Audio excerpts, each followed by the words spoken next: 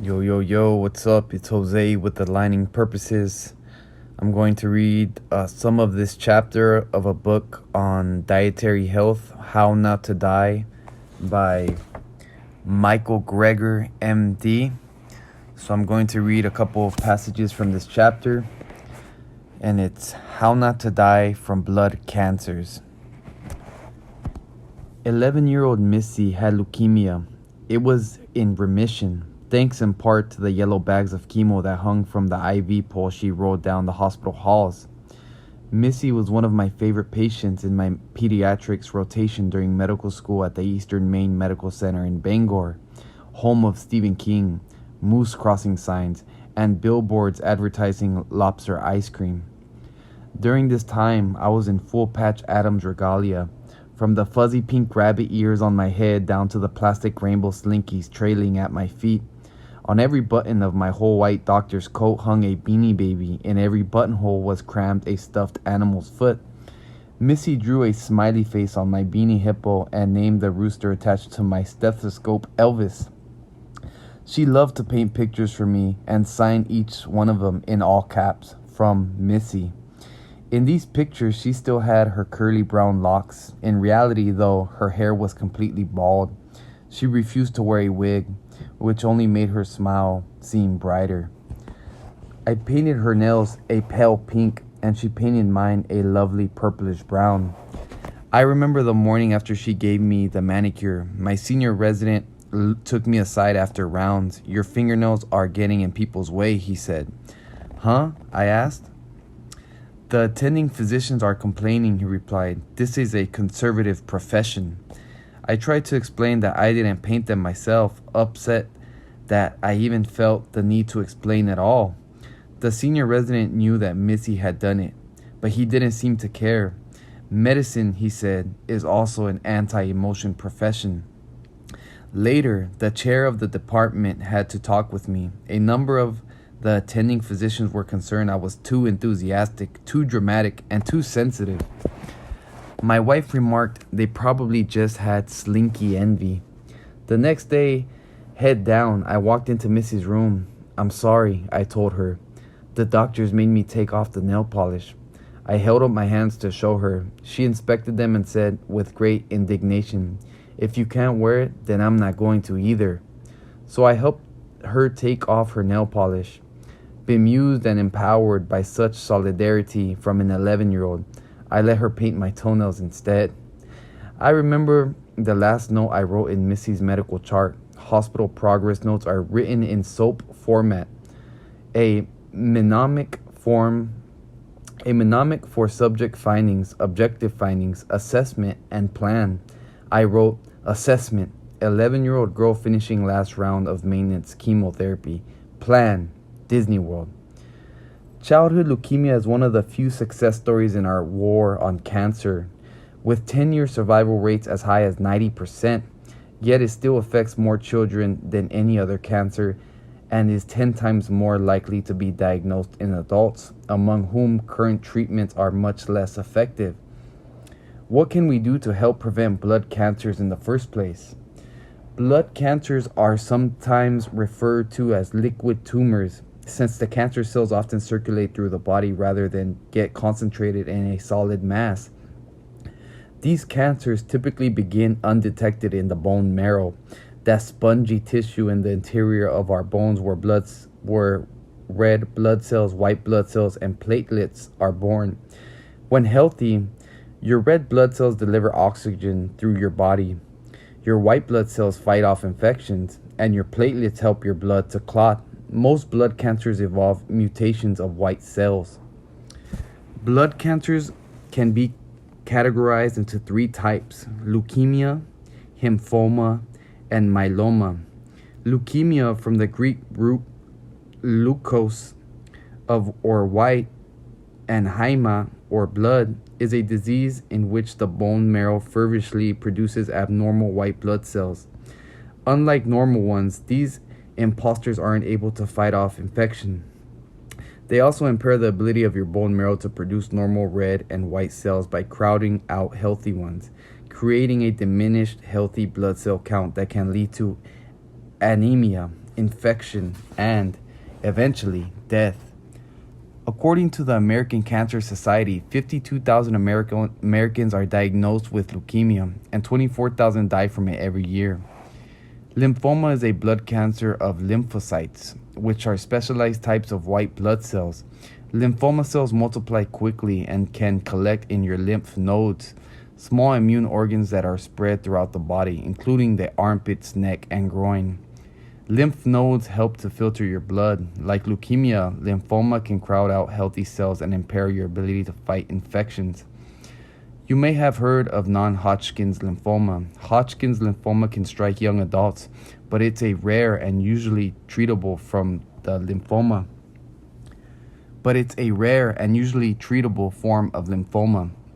As its name suggests, non-Hodgkin's lymphoma, NHL, includes all the other dozens of types of lymphoma. They're more common and can be harder to treat, and their risk increases with age. The American Cancer Society estimates that there are 70,000 new cases of non-Hodgkin's lymphoma each year and about 19,000 deaths. Finally, myeloma is a cancer of plasma cells, which are white blood cells that produce antibodies, the proteins that stick to invaders and infected cells to neutralize or tag them for destruction. Cancerous plasma cells can displace healthy cells from your bone marrow and make abnormal antibodies that can clog the kidneys. About 90% of myeloma sufferers are discovered with masses of cancer cells growing in multiple bones of their body, hence the common term for this condition, multiple myeloma. Each year, 24,000 people are diagnosed with multiple myeloma and 11,000 die. Most people with multiple myeloma live for only a few years after diagnosis. Though treatable, multiple myeloma is considered incurable. That's why prevention is key. Fortunately, dietary changes may reduce our risk of all these blood cancers. Foods associated with decreased risk of blood cancers. After following more than 60,000 people for more than a dozen years, University of Oxford researchers found that those who consume a plant-based diet are less likely to develop all forms of cancers combined. The greatest protection appeared to be against blood cancers. The incidence of leukemia, lymphoma, and multiple myeloma among those eating vegetarian diets is nearly half that of those eating meat. Why is this greatly reduced risk of blood cancers associated with a more plant-based diet? The British Journal of Cancer concluded more research is needed to understand the mechanisms behind this. While they are figuring out the reasons, why not get ahead and start and try adding more healthy plant foods to your plates today? Greens and cancer. The key to cancer prevention and treatment is to keep tumor cells from multiplying out of control while allowing healthy cells to grow normally. Chemotherapy and radiation can do a great job of wiping out cancer cells, but healthy cells can get caught in the crossfire. Some compounds in plants, though, may be more discriminating. For instance, sulforaphane, considered one of the more active components of cruciferous vegetables, kills human leukemia cells in a petri dish while having little impact on the growth of normal cells. As we've discussed, cruciferous vegetables include broccoli, cauliflower, and kale, but there are many others in this family, such as collard greens, watercress, bok choy, kohlrabi, rutabaga, turnips, rockets, radishes, including horseradish, wasabi, and all types of cabbage. It's intriguing that dripping cabbage compounds on cancer cells affects them in a laboratory, but what really matters is whether people with blood cancers who eat lots of vegetables actually live longer than those who don't. For about 8 years, Yale University researchers followed more than 500 women with non-Hodgkin's lymphoma. Those who started out eating 3 or more servings of vegetables daily had a 42% improved survival rate over those who ate less. Green leafy vegetables, including salad and cooked greens and citrus fruits, appeared most protective. It's not clear, though, whether the survival benefit arose from helping to keep the cancer at bay or from improving patients' tolerance to the chemotherapy and radiation treatments they were receiving. The accompanying editorial in the journal Leukemia Lymphoma suggested that lymphoma diagnosis may be an important teachable moment to improve diet. I would suggest you not wait until a cancer diagnosis to clean up your diet. The Iowa Women's Health Study, which has followed more than 35,000 women for decades, found that higher broccoli and other cruciferous vegetables intakes was associated with lower risk of getting non-Hodgkins lymphoma in the first place. Likewise, a study at the Mayo Clinic found that those who ate about 5 or more servings of green leafy vegetables a week had roughly half the odds of getting lymphoma compared with those who ate less than 1 serving a week. Some of the plant-based protection might have been due to the antioxidant properties of fruits and vegetables. Higher dietary intake of antioxidants is associated with significantly lower lymphoma risk. Note, I said dietary intake, not supplementary intake. Antioxidant supplements don't appear to work. For example, getting lots of vitamin C in your diet is associated with lower lymphoma risk, but taking in even more vitamin C in pill form did not seem to help. The same was found for carotenoid antioxidants like beta-carotene. Apparently, pills do not have the same cancer-fighting effects as produce.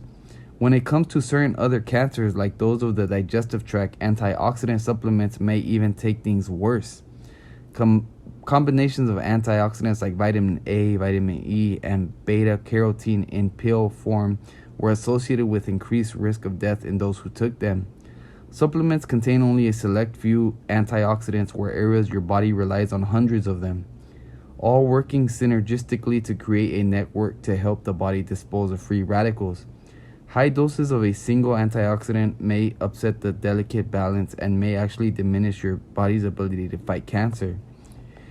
When you buy antioxidant supplements, you may be doling out money to live a shorter life. Save your cash and your health by eating the real thing, food. Acai berries and leukemia.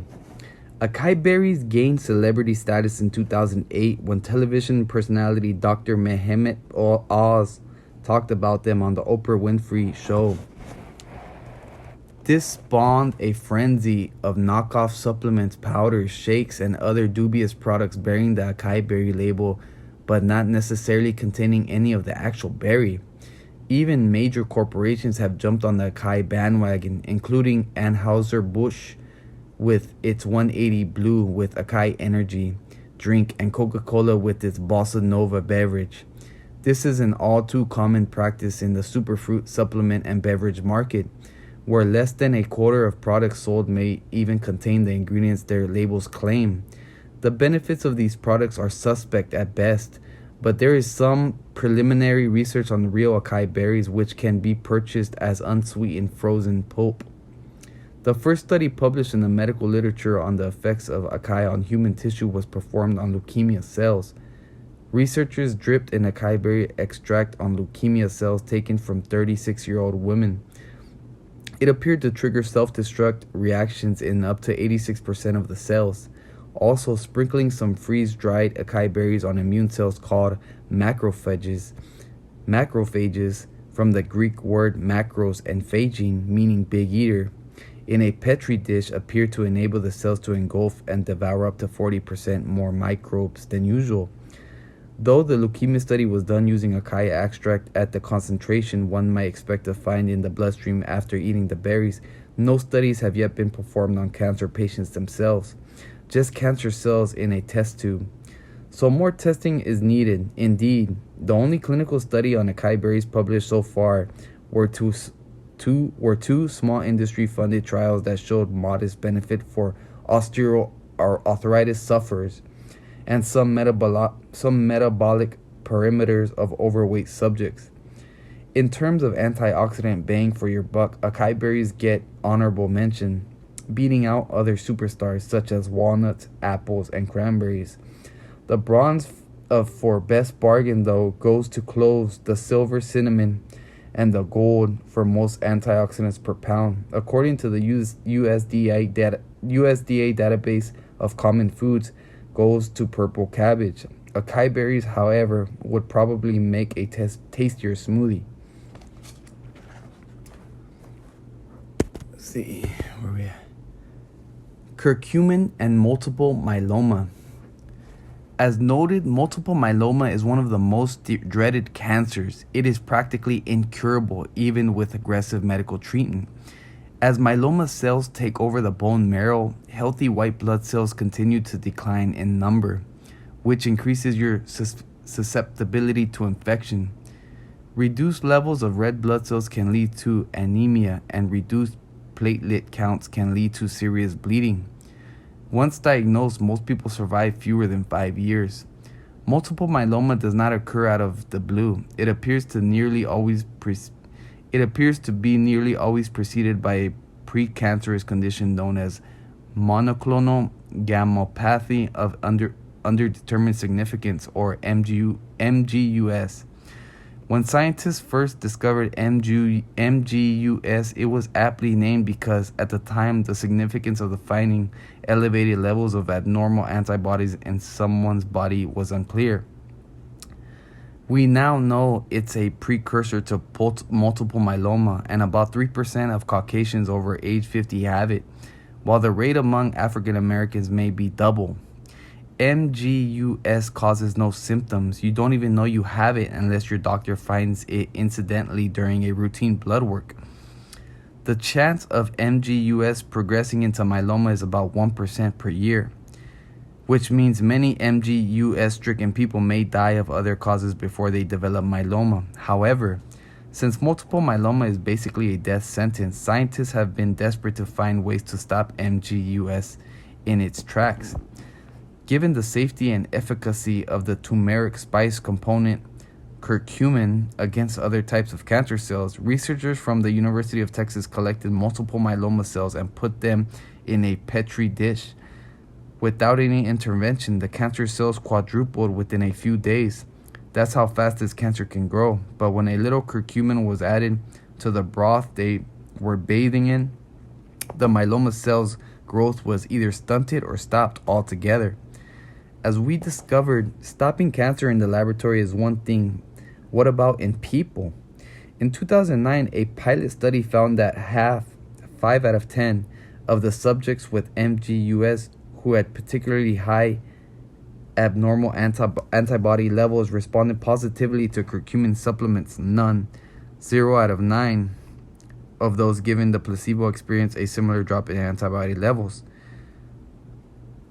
Buoyed by this success, scientists conducted a randomized double-blind placebo-controlled trial and achieved similarly encouraging results in both patients with MGUS and those with smoldering multiple myeloma, an early stage of the disease.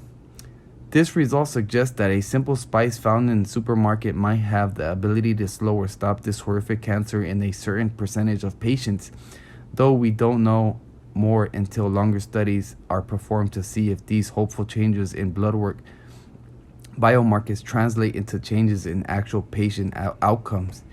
In the meantime, it couldn't hurt to spice up your diet. All right, guys, so I just wanted to read that. Bear with me. I'm reading it on the spot, so I'm trying to really read it so you could understand it and at a good pace. But this talks about cancer, lymphoma, multiple myeloma, MGUS, and what you could do to prevent those cancers by eating a plant-based diet, by spicing up your food with curcumin, by eating acai berries. This what I got from this, by not getting your vitamin C from pills, but getting it from food. Get your supplementation from food. Don't get it from pills. And change your diet to a plant-based diet, because these cancers are real. And this book I highly recommend this book to make you aware of what foods you're eating and how bad they are for you, and what foods you're not eating and how good those foods are good for you and your health. So this is Jose with Aligning Purposes. I will be making more videos, so just stay tuned. This is on dietary health, How Not to Die by Micheal Greger MD. Check it out. All right. Peace.